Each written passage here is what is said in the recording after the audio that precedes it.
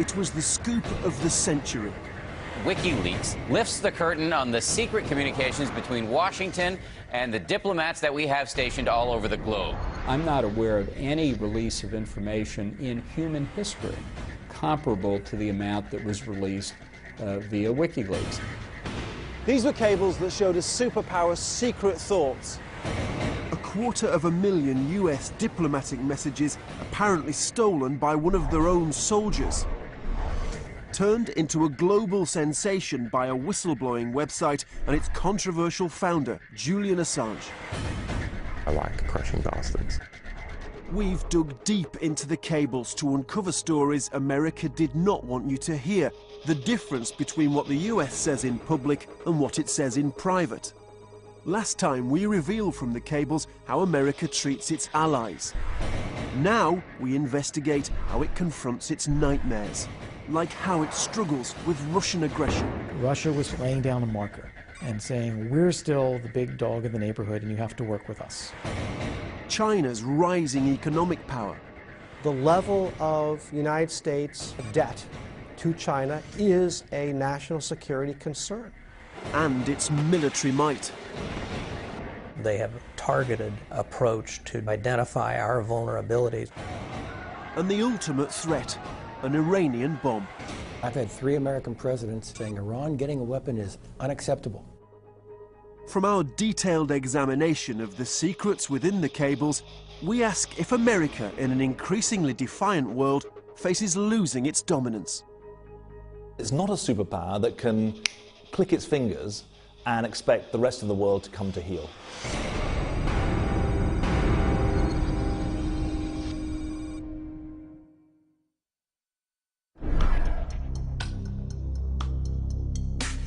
There has never been a country as powerful as the United States. Tens of thousands of diplomats around the world report to Washington on the business of the empire. They communicate through secret cables that were never meant to be seen by the rest of the world. Because of the WikiLeaks release, we can all read their private thoughts. Some of these cables were light-hearted, reporting on scandalous rumors and the pursuit of America's ideals in the world. Others were darker.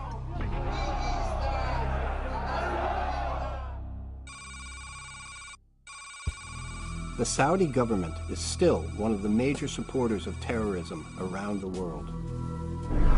There are secret reports of old enemies flexing their muscles. Russia's military operations are consistent with its desire to regain its empire.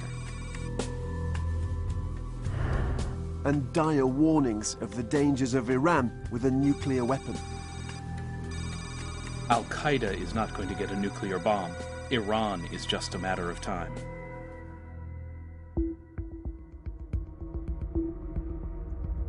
The publication of confidential U.S. diplomatic cables by the website WikiLeaks. WikiLeaks. The founder, Julian Assange, is now on Interpol's most wanted list. Russia has dismissed fresh WikiLeaks disclosures. Once again, some of the leaks are embarrassing, but some could be dangerous. Revelation of all of these documents is extraordinarily embarrassing for the United States. This disclosure is not just an attack on America's foreign policy interests. It is an attack on the international community. We've spent months analysing all 250,000 leaked cables. Taken together, they offer a striking new analysis of the state of the superpower. They show a nation struggling to achieve its goals, facing defiance around the world, and locked into confrontation with old enemies and with new ones.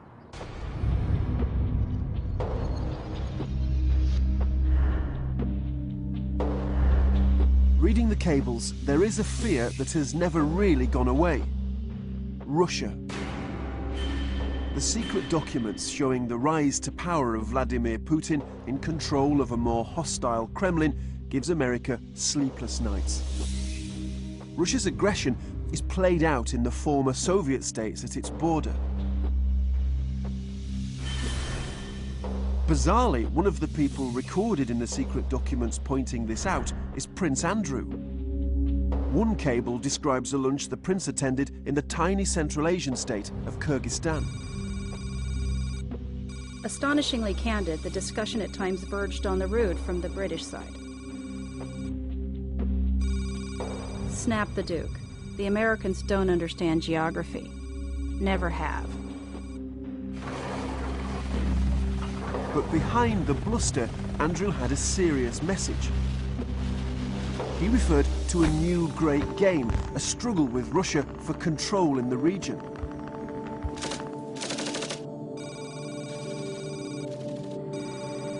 He stated baldly that the United Kingdom, Western Europe, and by extension, you Americans too, were now back in the thick of playing the great game.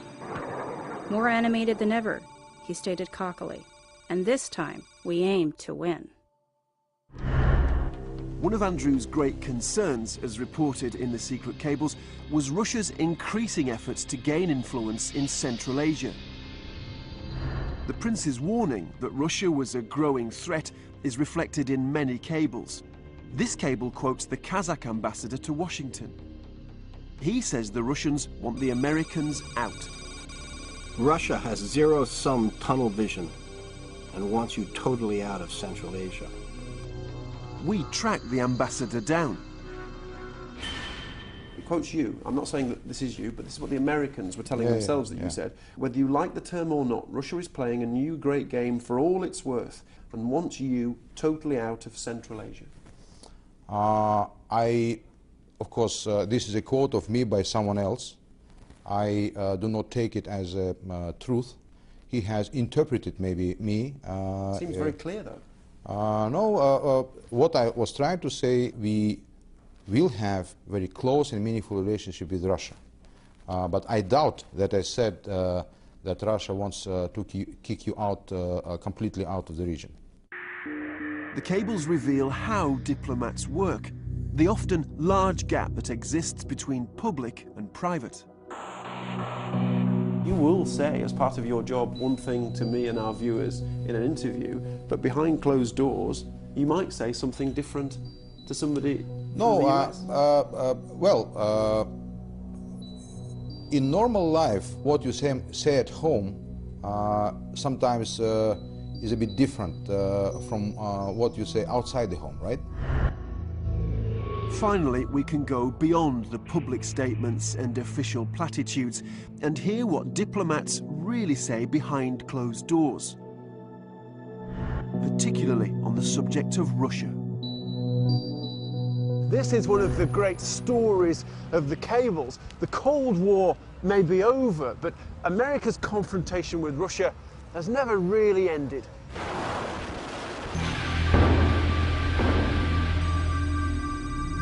Secretary of State Hillary Clinton relays concerns about Russian plans to transfer the S-300 long-range air defense system to Iran.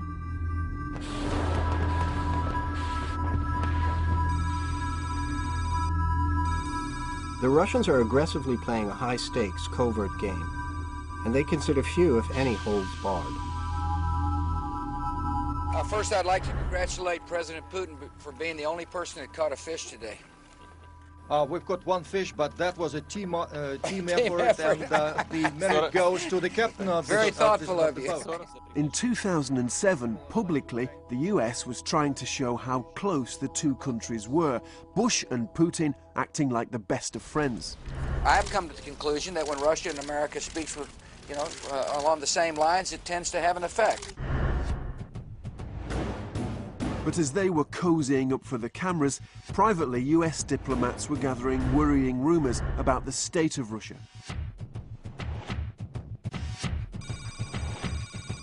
There is no real rule of law, and at any time, anyone can be arrested or businesses destroyed. He commented that given the many irregularities and fraud that took place, the elections were not legitimate. The prosecutor considers Russia to be a virtual mafia state. And the cables show these views were held at the highest levels. Former Defense Secretary Robert Gates regularly met the most senior Russian politicians and commanders. we can now see his private thoughts. Secretary of Defense Gates observed that Russian democracy has disappeared, and the government was now an oligarchy run by the security services. Do you still stand by that? I guess I wouldn't say that democracy has disappeared, but I would say it's under real challenge. Dissidents and spies, politicians and journalists, the Americans get their information from anyone who's prepared to talk. We've tracked down one of the key informants in Moscow. Sergei Kanev is an investigative reporter for one of Russia's independent newspapers. Как ни горько это признать, и как не стыдно за свою страну, за мою несчастную, это именно так. Мафиозная страна. Kanev helps us understand how the cables are assembled. American diplomats pursue gossip and rumour gathered up by the armful. He says he was called by the US Embassy and asked to meet an official called Sonia.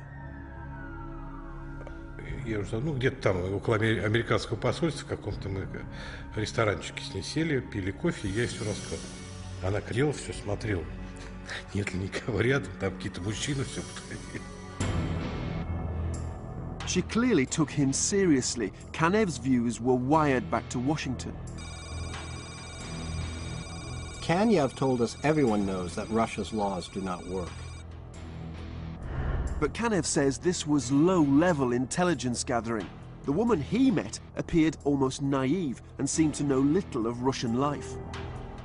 Понятное дело, что она... То, что я ей рассказал, он этого никогда не слышал. Допустим, как сотрудники ФСБ или МВД похищают людей, потом требуют за них.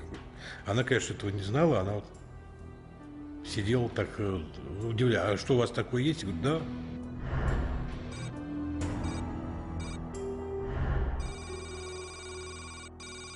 He told us that people often witness officials going into the Kremlin with large suitcases and bodyguards, and he speculated that the suitcases are full of money.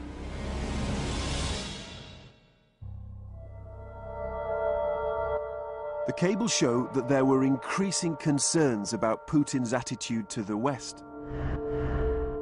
And America's sources don't hold back in their descriptions of him. Putin's eyes turn to those of a killer.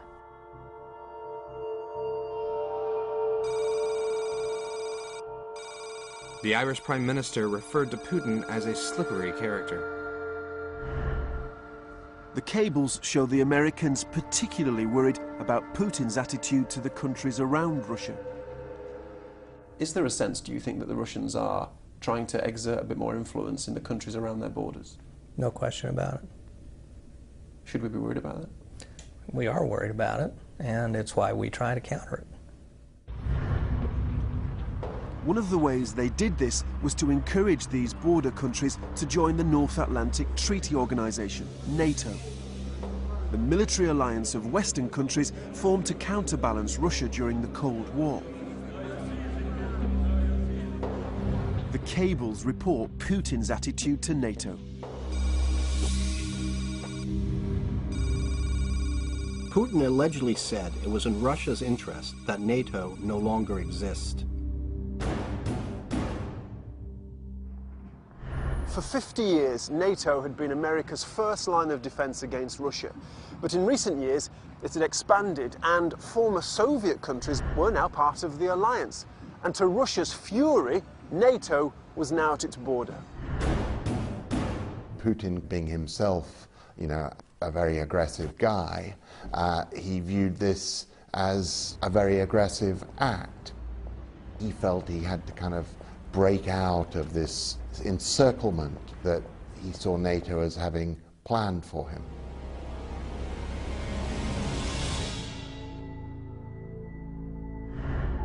The Russians started to behave aggressively to those wanting to join NATO, like the small ex-Soviet state of Georgia.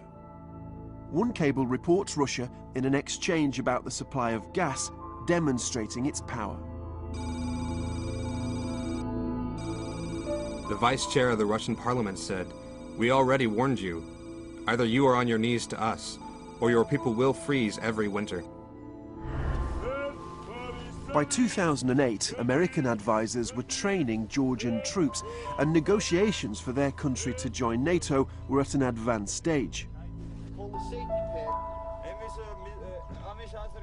At that moment, Georgia's tensions with Russia turned to violence.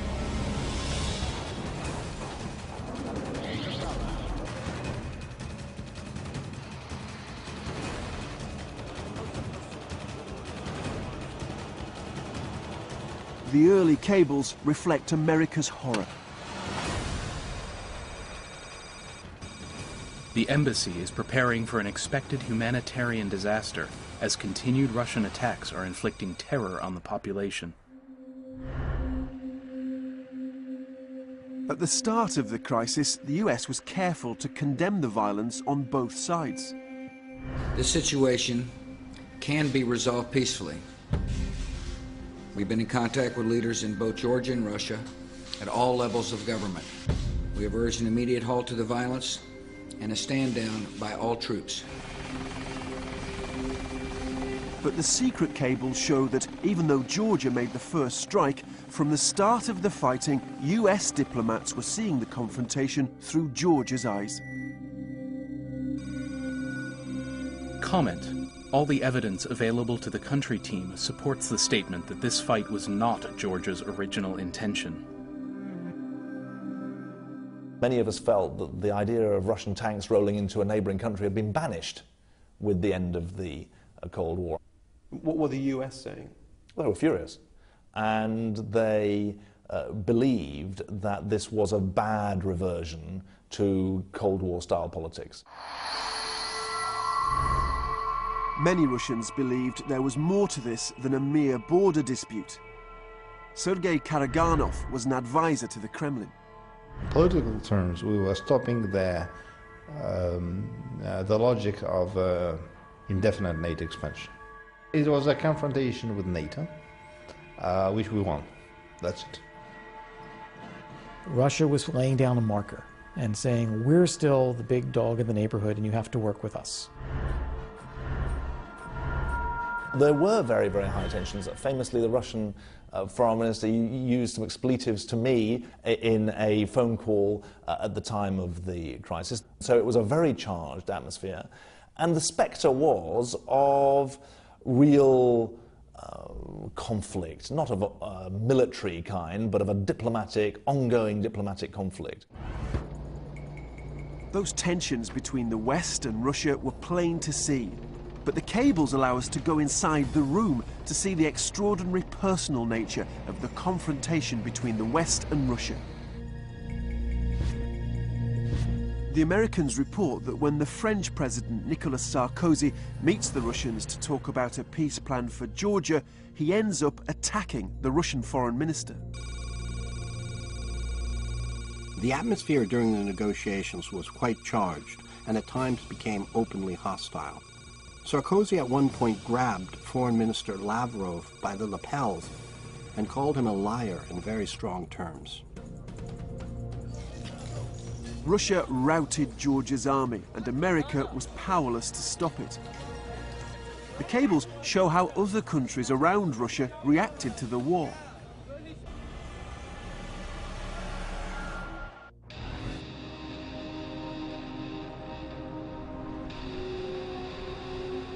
For the first time, we can see the dramatic effect.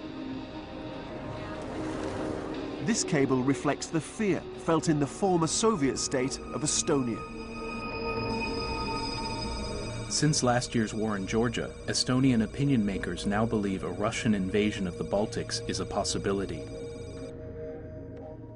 Any country that was formerly part of the Soviet Union, that was formerly a republic of the Soviet Union, would have looked what happened to Georgia and thought, well, this is a real worry. They're small countries living next to a very big country, and that always induces feelings of fear, and I think there's no question that the Georgia crisis exacerbated that.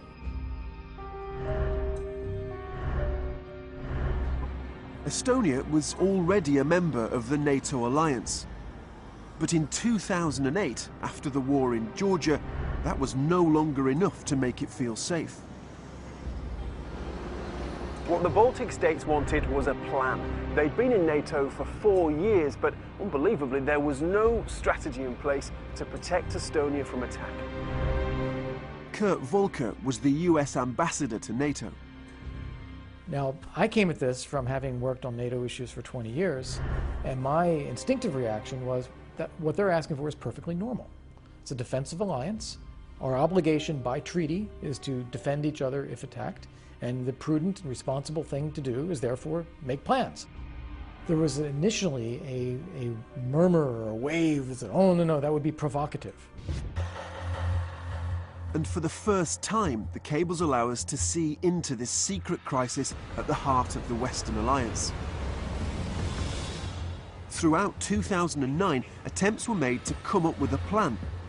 But it's clear from the cables, in private, America's allies in Europe were nervous. They didn't want to do or say anything that might suggest confrontation with Russia. Many allies will take great pains to avoid even the suggestion that the alliance and Russia are on course toward a new Cold War.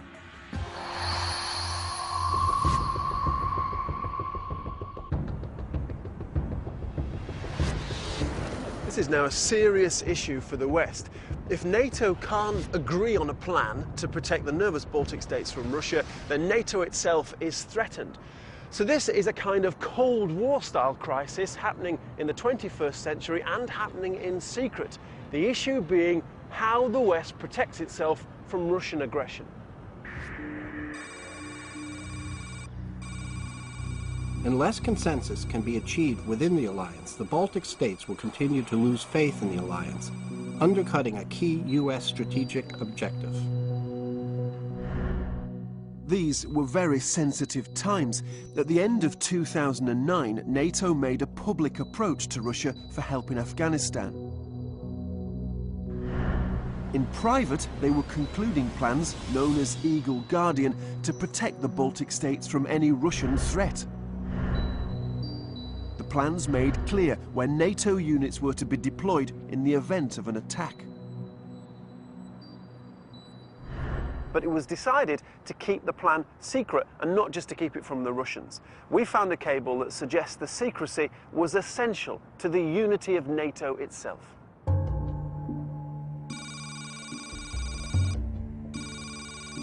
Public discussion of the plan would also make it much more difficult for some allies to support Eagle Guardian, creating divisions within the alliance and throwing the whole project into doubt. An American nightmare was coming true.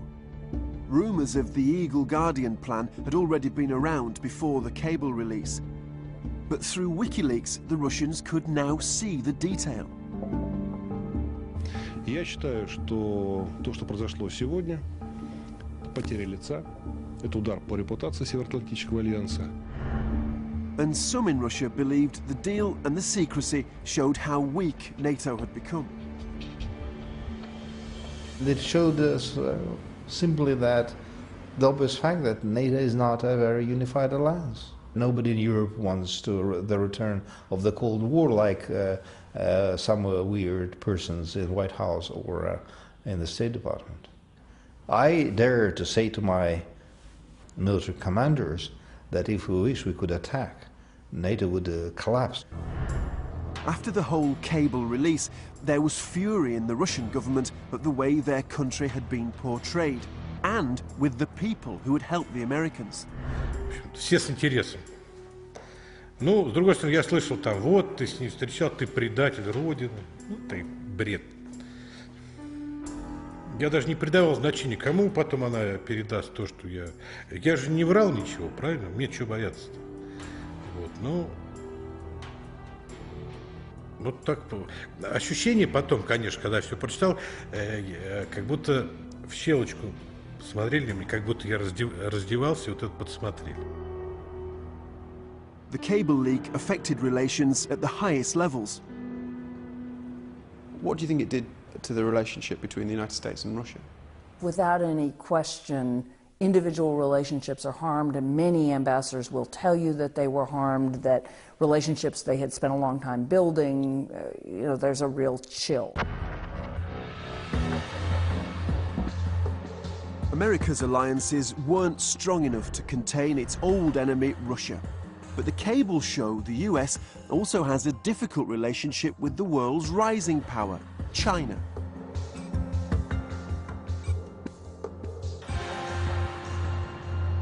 The United States has to tread carefully when it deals with China. No other nation comes as near to the United States economically, and China continues to develop its military machine.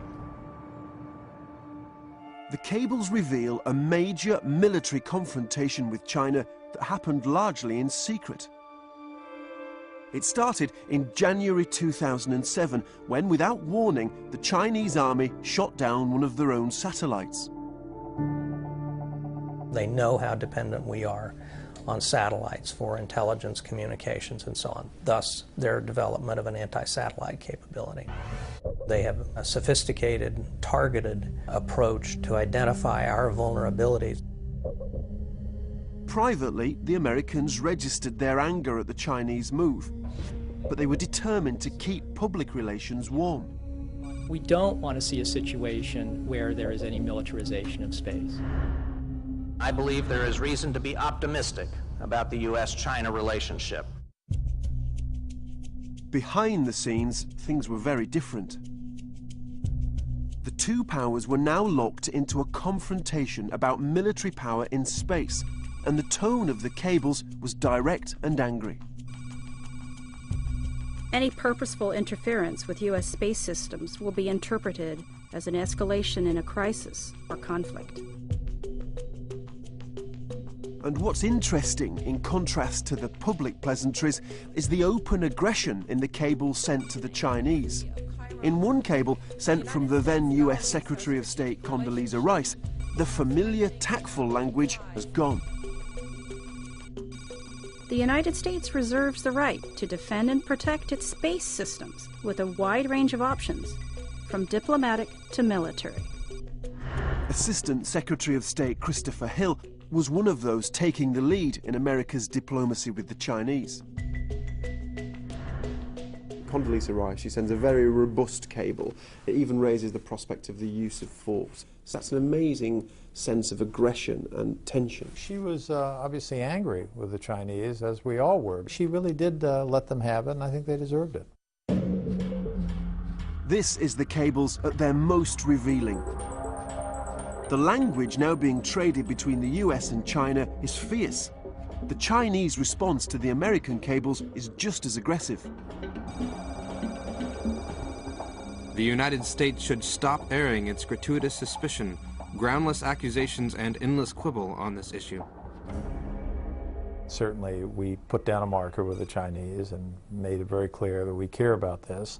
The Chinese are not going to say, oh my goodness, we're sorry we did it and we'll never do it again. Instead, they came back with a very nasty statement of their own. The next message from America was not diplomatic. This is the USS Lake Erie operating in the Pacific in the spring of 2008. The Americans are about to shoot down one of their own satellites. In public, America said that the satellite was out of control, but from the cables, we know the background, and the message to China wasn't subtle. And then you shot down one of your satellites? That's right. Was that to teach them a lesson? No, actually it was to prevent the satellite from falling to Earth, but it clearly had the ancillary benefit of demonstrating an important capability. The more you dig into the cables, the more the complexity of America's relationship with China is revealed. Despite China being their closest rival, the cables show the lengths America will go to make the Chinese happy. This became dramatically clear in 2008 when China hosted the Olympic Games. Oh, someone, as I speak, someone has tried to grab the torch from Connie Huck, the former Blue Peter presenter. A man. Protesters, angry at China's human rights record, tried to disrupt the journey of the Olympic torch around the globe. This seemed to be the perfect moment for America to take a stand.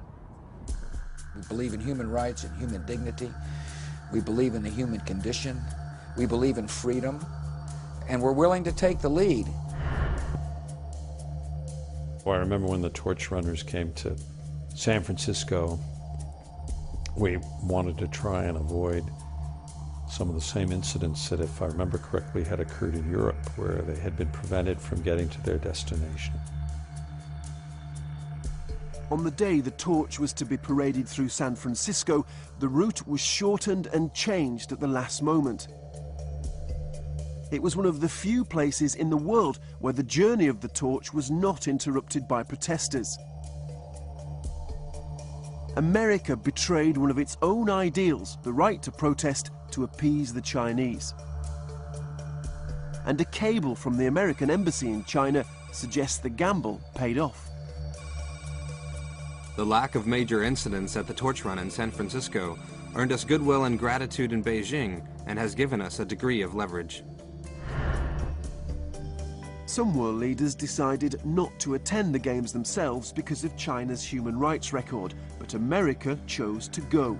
It was another US attempt to show support for China. I'm going to the Olympics. I view the Olympics as a sporting event. I am not going to go and use the Olympics as an opportunity to express my opinions to the Chinese people in a public way, because I do it all the time with the president. It was an important statement by George W. Bush. That we value the relationship, we understand the importance of this issue to you. And so that when we have issues that we say are important to us, we hope you will also pay attention. That's the message.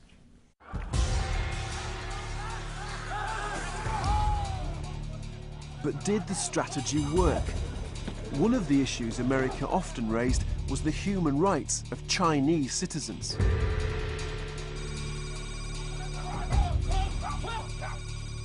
Contacts corroborated international reports of increased detentions and harassment of Chinese human rights activists and dissidents in the lead-up to the president's visit.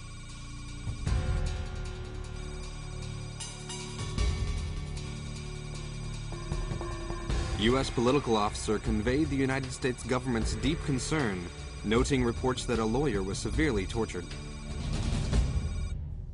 We would raise specific cases.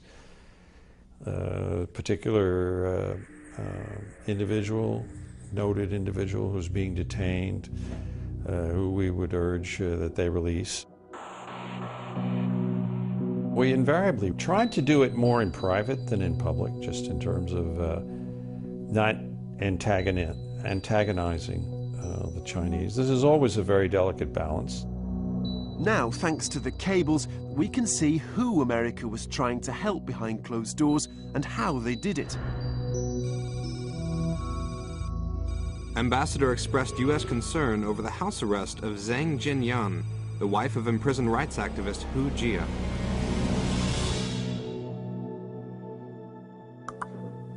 Individual cases were raised at the highest level. We've tracked this couple down. Hu Jia and his wife Zhang Jinyan are human rights campaigners and have been in conflict with the authorities for 6 years. This video, shot by the couple themselves, shows the sort of intimidation faced over those years. Zhang confronts the secret police who follow her every move. We could only reach her by video phone.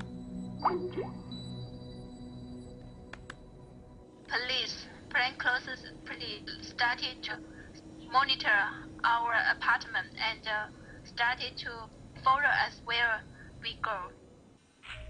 In desperation, Zhang appealed to the American embassy for help. What did you think they would go and do? I didn't expect too much. I hope they can contribute to Hu Jia's coming home. That's all. What did they say to you? What did they say they would do? They will try their best. And now, thanks to the cables, we can see the Americans did raise the case. The ambassador urged China to immediately release rights activist Zhang Jinyan. But there are accusations that this effort was half-hearted. A Chinese official denied that Zhang Jianyan's movements or communications were restricted. She was not under house arrest. Officials had taken no measures against her. Sophie Richardson is a human rights expert who monitors China. I think one of the things that the cables reveal is a gap between what people knew, which was quite a bit, and what they were actually doing about it, which was, I think, not nearly enough.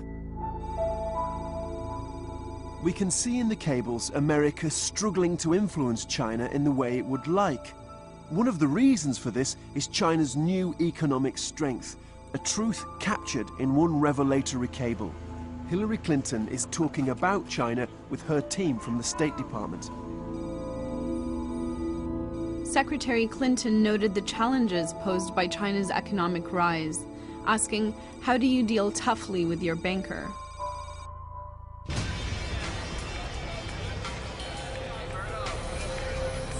After the financial crisis of 2008, America went cap in hand to China. By effectively lending the US billions of dollars, China saved the superpower's finances. The Chinese became America's largest foreign creditor.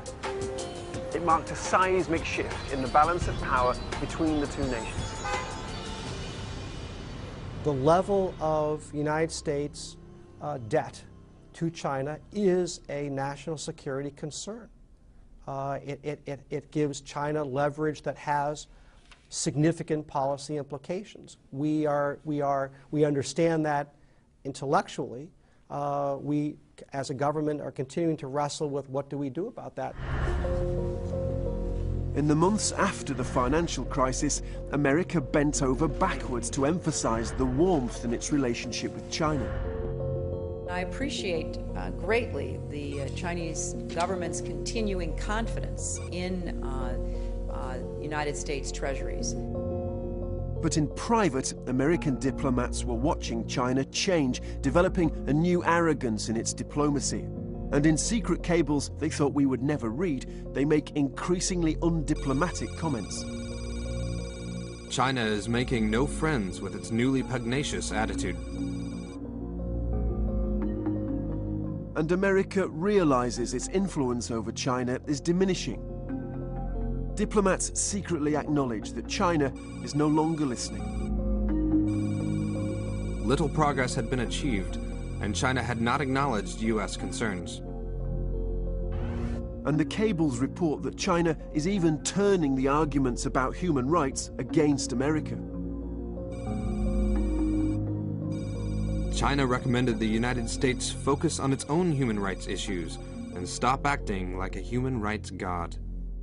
The Chinese do not shy away from using anger and from speaking very, very plainly on these things. Not all diplomatic engagements are decisive. Sometimes you win, sometimes you lose, and sometimes it just it doesn't change. In the end, the cables track a failing strategy. A strong China chose to ignore a weakened America, and repression has worsened. The reality is that we are 8 or 9 months into the worst crackdown we've seen in China in about 15 years.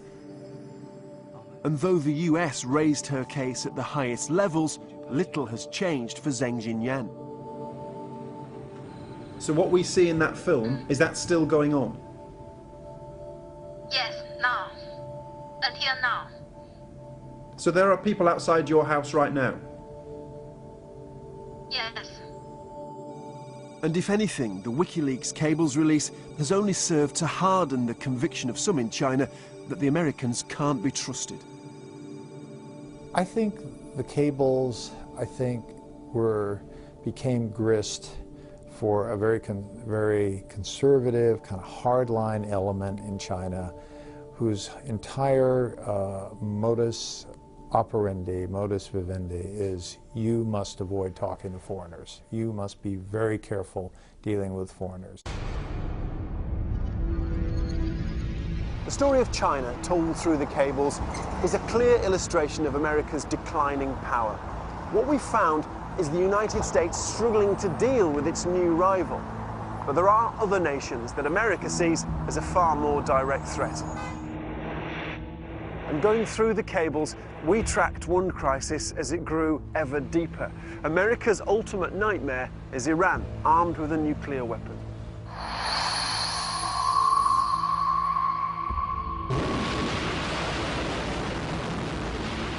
The start of 2012 has seen tensions rise between Iran and the West.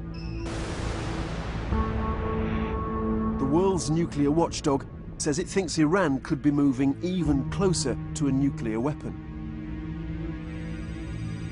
The cables show how America tries and fails to stop its worst fear.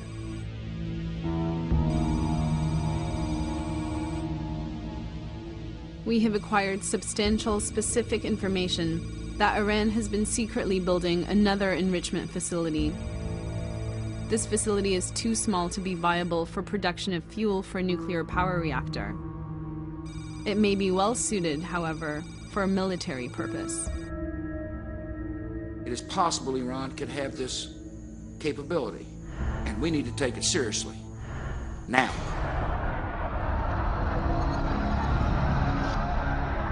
But despite America's fears and the president's strong words, the US has a weakness when it comes to Iran. Since the siege of their embassy in 1979, the US has never re-established diplomatic relations. It's one of the few places on the planet where there are no Americans sending cables. The vital flow of gossip was cut off. In my view, we never know enough about what's going on inside, particularly inside the circles of power in Iran. But by 2006, fresh Iranian nuclear plans meant that had to change. The US government created a web of informers called the Iran Watchers. We tracked down a State Department official who monitored their cables. They started out in a handful of countries and European capitals, in Istanbul and Dubai. They would talk to Iranian businessmen, former Iranian diplomats, former Iranian government officials, academics, activists, students, intellectuals. They were what they call Iran Watchers. The Iran Watchers are an extraordinary group, not quite spies, but crucial in the gathering of intelligence. The activities and identities of the Iran Watchers were supposed to be confidential. Now, thanks to WikiLeaks, those secrets are out.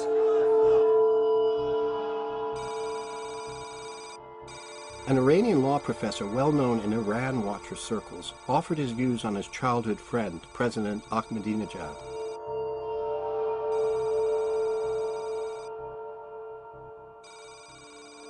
The new Iran Watcher position has increased our ability to report on Iranian activities in Azerbaijan. A long-term operative for the Iranian Revolutionary Guards provided London Iran Watcher detailed written allegations. As ever with the cables, it's the detail that's extraordinary. It's clear from the flow of information that one of Washington's key sources was based in London.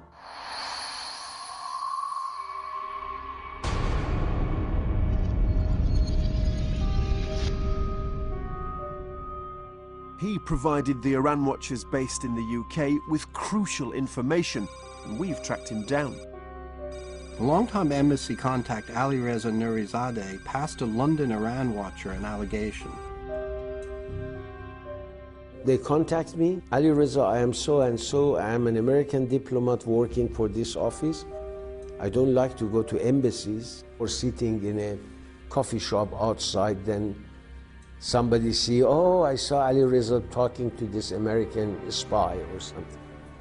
So they come to my office, we sit, we talk. Now we can read the secret intelligence he was passing on in the cables. I had a very reliable source in Iraq. He gave me a lot of information about the Iranian agents in Iraq. I met an American diplomat. We talked about it. That information was sent to Washington in a cable. A Revolutionary Guard office is shipping large quantities of explosive penetrator devices for use against coalition forces in Iraq. They are very happy that at least somebody else beside them is confirming that. The cables dealt with a range of issues, and as ever, any gossip or information was coveted.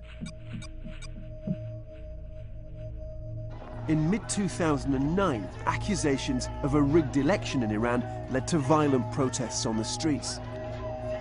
The Iran watchers picked up rumours of what was going on within the regime. Amongst them, reports of an astonishing account of a confrontation between Iranian President Ahmadinejad and the head of Iran's Revolutionary Guard.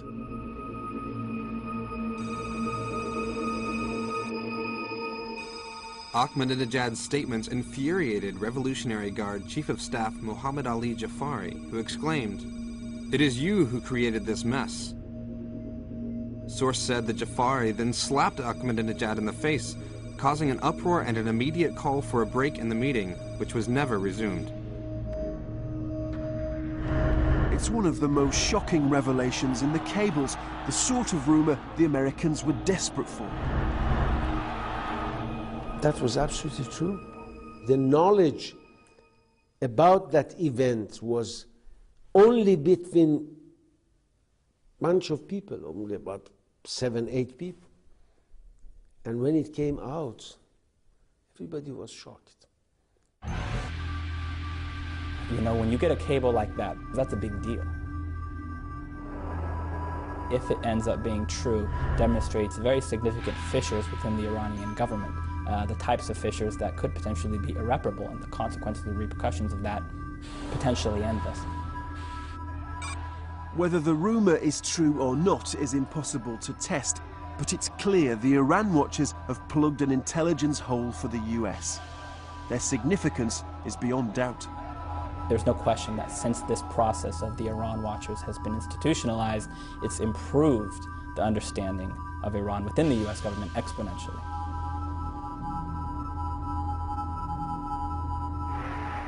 Their importance was also not lost on the regime in Tehran. Worrying cables started to filter back to Washington. It seemed the watchers and their sources were now targets.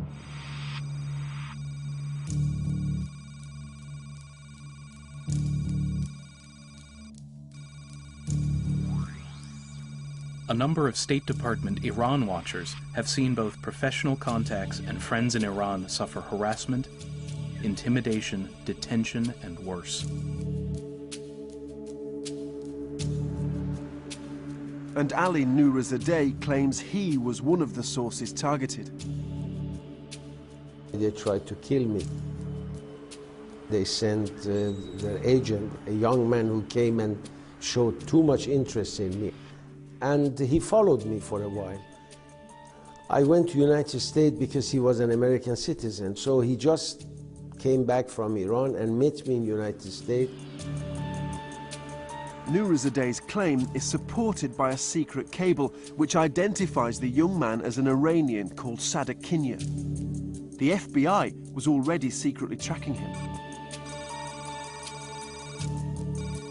Sadakinya was arrested in California on charges of soliciting murder. When he was arrested, he was trying to hire a killer. And the American arrested him, and he confessed. So one day, people from authority here, they came to my office, they talked to me, and they said, "You are very concerned. Once again, you were targeted. And this time by this man. He wanted to poison me." I was shocked. And I had to be vigilant and to be a bit more careful. Sadakinya confessed to being an Iranian agent. Iran denies all allegations of an overseas assassination program. But such stories, together with Iran's continuing nuclear development, revealed a new, more aggressive Iran, and it's clear there was a growing concern in the Middle East at the prospect of Iran with a nuclear bomb. Some countries urged the United States to take military action. How vociferously were you being urged to attack Iran? People were pretty, some people were pretty aggressive in pushing it. Who was it and what were they saying? Well, I'm not going to go there.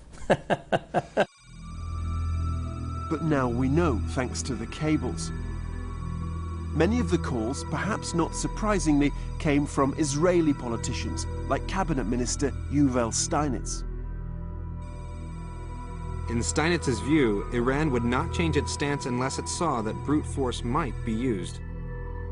What we did, and we are still doing, is trying to encourage the Western world to handle this threat and to prevent it, because it's extremely dangerous threat, not just to Jews or to Israel or to the Middle East, but to the rest of the Western democratic civilization altogether.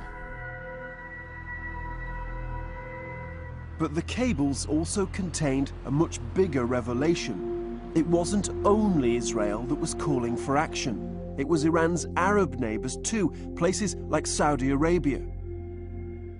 In public, Saudi diplomats acted as though they wanted warm relations with Iran. Now, through the cables, we can read what the Saudis were saying in private, including their ambassador to the US, Adel al-Jubeir. The difference is striking. The Saudi ambassador recalled the king's frequent exhortations to the U.S. to attack Iran and so put an end to its nuclear weapons program. He told you to cut off the head of the snake. In public, the Americans didn't distance themselves from military action. They made clear all options against Iran were on the table. Our message to the leaders of Iran is also clear. America will confront those who threaten our troops. We will stand by our allies, and we will defend our vital interests in the Persian Gulf.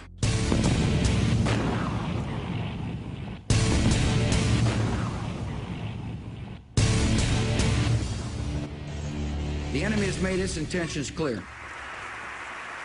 The US strategy was to talk tough. But the cables show what they were actually thinking. For years, the Americans were quite clear. They didn't want another war. The United States government wants to find an option other than military confrontation.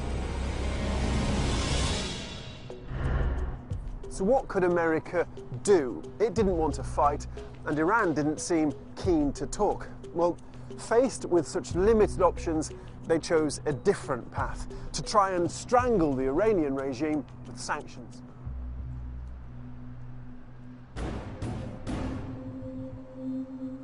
But the cables show this policy failed. There wasn't enough international support. The documents show that, in America's opinion, countries like Germany said one thing in public, but another in private. Despite tough talk on Iran in public, senior German officials tell us in private that Germany remains again reluctant to pursue sanctions. In the end, only limited sanctions were introduced, and these made little difference. The US is still faced with its worst nightmare. Let me give you a very dark scenario, and I hope we never get there. We're kind of speeding along a highway. I call it the Iranian nuclear program highway. And a lot of off-ramps are starting to show up in our rearview mirror. You know, the off-ramp about sanction them, the off-ramp about engage them. And we're speeding towards, and it's, okay, I can make out there's a fork in the road down there, and oh, I can even make out the signs. And the fork in the road says, do something or do nothing. That's a horrible place to be. I've had 3 American presidents, 3 successive presidents saying Iran getting a weapon is unacceptable. And as a native speaker, I think I know what unacceptable means. The recent announcement from the UN's nuclear watchdog that Iran is enriching uranium has moved the unacceptable much nearer the reality. Years of effort have failed to stop Iran's desire to get a nuclear bomb, an event the Americans believe would have grave consequences. Iran will use the possession of nuclear weapons to intimidate its neighbors. I think it also is very likely to spark a nuclear arms race in the region. At least one or two other countries probably feeling compelled to have nuclear weapons if Iran does. I think it's incredibly destabilizing, just as a war would be. If we've learned anything from Iraq and from Afghanistan, it's how unpredictable war is once it's started. WikiLeaks exposed the uncomfortable reality of America's relations with Iran, China and Russia. But a year on, the impact of the cables hasn't finished yet. Bradley Manning, the man accused of leaking the cables, is still held in US military custody. He's due to go before a court-martial, but no longer faces the death penalty. Julian Assange is appealing against his extradition to Sweden on sexual assault allegations. He currently faces no charges in the US, though a grand jury continues to consider his case. And the website he founded has been subject to an unprecedented global financial blockade by companies including MasterCard, Visa and PayPal. Assange recently announced that the blockade has cut off 95% of WikiLeaks' revenues and that it was suspending publishing.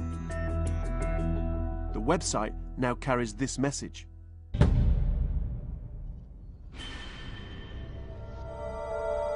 The WikiLeaks cables allowed us a glimpse behind the door to see a superpower's secrets. That door has now slammed shut.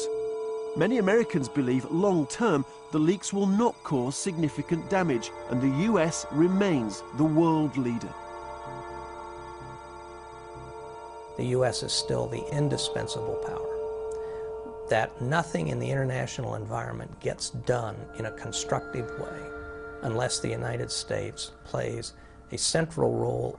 And so what I saw as Secretary of Defense, WikiLeaks notwithstanding and everything else, is the vast majority of countries in the world that want a better, stronger relationship with the United States and where there is still enormous respect for all kinds of our power, political, economic, and military.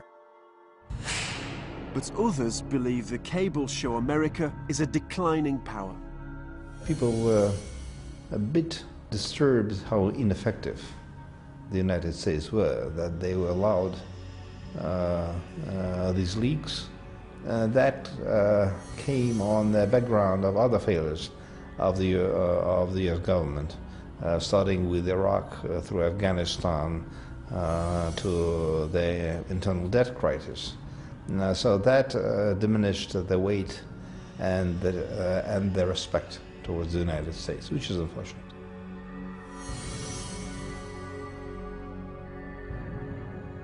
I think the cables show the changing shape of power in the world.